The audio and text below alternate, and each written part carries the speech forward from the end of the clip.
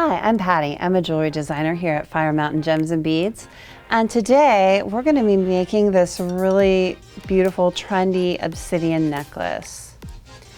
Very simple to do, just a couple of tools, anyone can learn.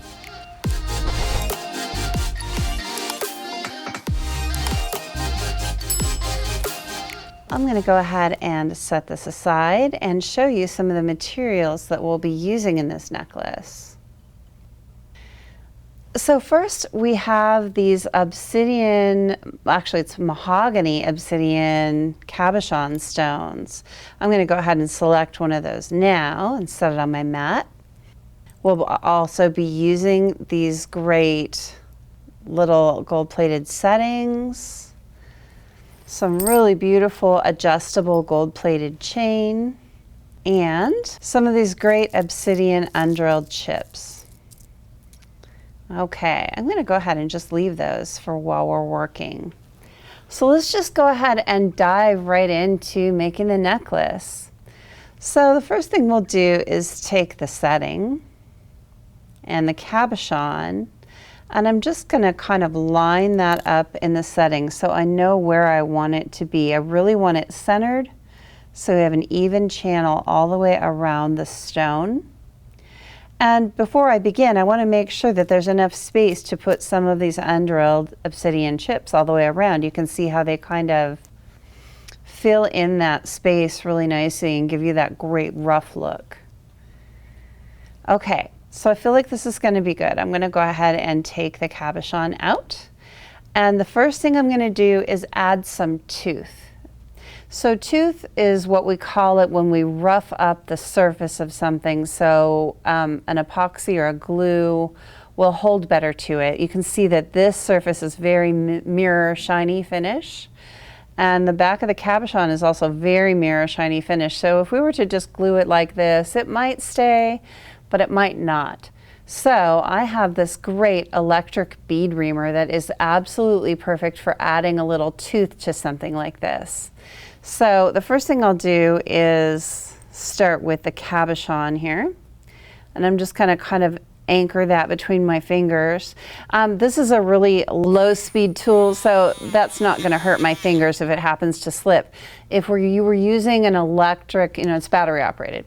If you were using an electric rotary tool of some sort, you might want to use something else to hold your cabochon rather than have your fingers right there, because if it slipped, you could injure yourself. But with a battery operated one, you're pretty safe. Okay, so I'm just going to hold that down.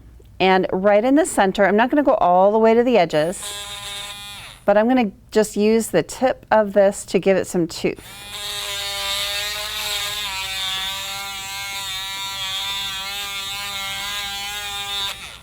So it doesn't need a lot of tooth. We've got a little bit on there, so I'm going to give it a little bit more. And I don't need it all the way to the edges.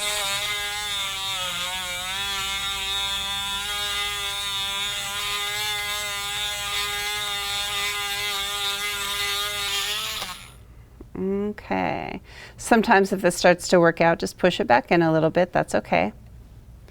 All right, so I feel like we have a good amount of tooth on that now. Now I'm going to go ahead and apply tooth to the setting as well, and I'm only going to apply it to really the center area where the cabochon is going to go.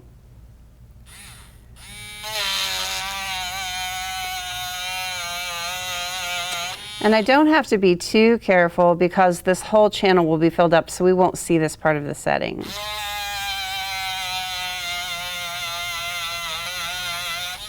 Okay, and I can feel it. It's a little more rough now. So now that we have these two rough surfaces, when I apply the epoxy and put those together, it's going to hold a lot better. So let's go ahead and mix up some of our DevCon 5-minute epoxy. You can see that it's a 2-part epoxy, one on each side here. I'm just going to squirt out a little bit so we have equal measures of each part. If they're just a tiny bit off, that's okay. But you want to try and get them pretty equal. Okay, and then I pull back the plunger a little bit and recap that. Now I'm going to go ahead and take a toothpick and mix up the two parts of epoxy together so they're really nicely incorporated. Really want to make sure all of it gets incorporated well. I usually mix it for about 20 seconds, something like that. Okay, so what I'm going to do, I have something. I love this tool. It's called Embelly Jelly. It's just a little stick and it's got a waxy, kind of slightly sticky substance that you put on the end here. And I'll be using that to pick up my cabochon when it's time. So I'm going to go ahead and apply the epoxy to the setting, and then I'll pick up my cabochon and put it on there. We don't need too much. We just want to get the whole area where there's tooth. And we don't have to be too careful again because we're going to be filling this channel. You won't see it. So if a little glue splashes out the sides, it's fine. Then I'm going to go ahead and pick up my cabochon with the Embelly Jelly and set it right on there. And then I'm going to grab a clean toothpick and just work it until it's centered how I want it. And you want just a kind of an even amount of space all the way around, as good as you can. Okay, so now in 5 to 10 minutes, this epoxy is going to be set. That's the great thing about working with the DevCon 5-minute is it sets really fast. But for the purposes of this video, I actually have one that's already dry. So let's go ahead and move this one out. And we'll continue with this one. All right, so the next thing we're going to do is put a little bit of Magic-Glos in this channel. So Magic-Glos is this great product by Lisa Pavelka, and it cures in UV light really hard and really quickly. It's wonderful for setting chips like this. You can either fill up a setting. Let me show you some different pieces actually made with Magic-Glos so you can see some of the options. So I did this belt buckle for last year's Western catalog. Isn't this amazing? So this is all set with Magic-Glos. You just put Magic-Glos on the bottom, set your chips in, and cure it in a UV light. It's very similar to this process. Here's a necklace that we did, and that's just all chips. Isn't that gorgeous? Here's another necklace that we did for last year's Western catalog as well.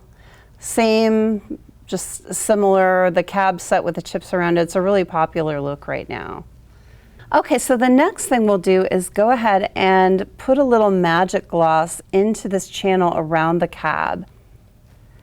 And it's got a great little applicator tip, and you don't need much, just be real careful with it, and just a little bit all the way around, not too much.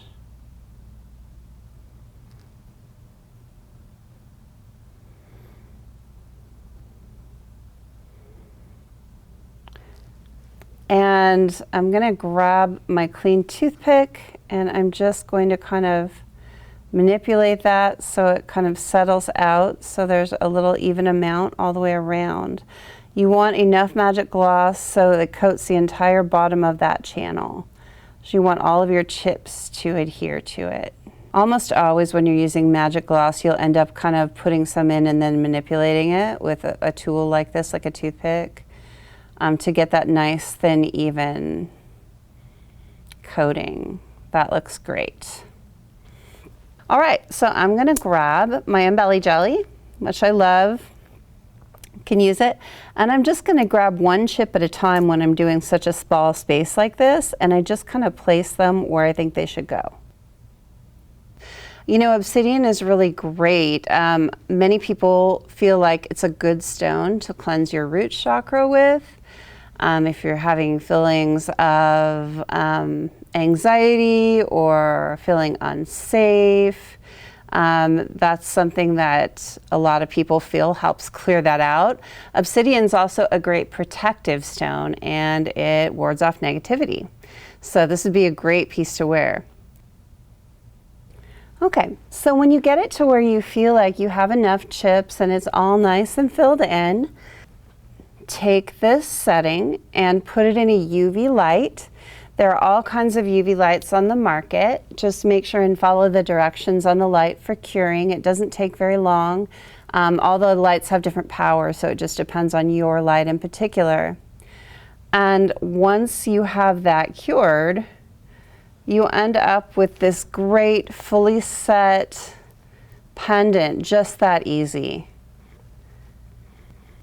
And then to do the earrings, literally it's just the same thing in a smaller setting. So you'd probably use just a bit of smaller chips. Just add an ear wire rather than this little bail. Here you can see that we have a bail, and it's just an ice pick bail. Let me show you how that works. So it's just two little prongs, and you put it in the loop in the top of that setting and just squeeze it together that simply. If it's not tight enough, you can use your pliers to fold that in a little harder, and then you just string your chain through it. All right, once you've got your bail and your chain on, you're all set and ready to go. Please make sure and like, share, comment, subscribe. We love it when you interact with our videos. If you make something similar, make sure and post it. We'd love to see it. Thank you so much for being with us here today, and we'll see you next time.